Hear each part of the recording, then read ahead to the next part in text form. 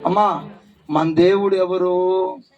బాధల చేత, భయము చేత వణికిపోతున్న వారిని వనగబాకండి అని చెప్పే దేవుడు.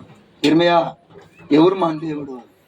బాధల చేత, భయము చేత, కుటుంబంలో ఉన్న సమస్యల చేత వణికిపోతున్న వారిని వనగబాకండి, వనగబాకండి, వనగబాకండి అని చెప్పే దేవుడు మన దేవుడు.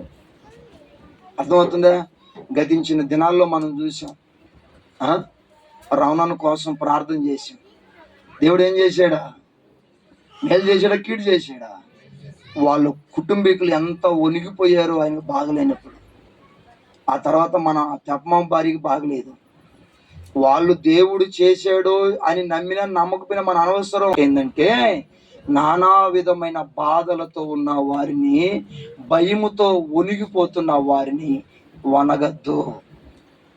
బాధల చేత వనగద్దు, భయము చేత వనగద్దు, సమస్యల చేత వనగద్దు, కలవరాలు కన్నీళ్ళ చేత వనగద్దు, ఇరుకులు ఇబ్బందుల చేత వనగద్దు. వణిగే వారిని వనగద్దు అని చెప్పే దేవుడే నేను ప్రకటిస్తున్న యేసయ్య.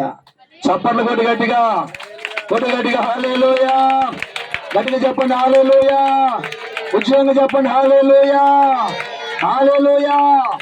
వనగద్దు అని చెప్పేవాడు మన దేవుడు.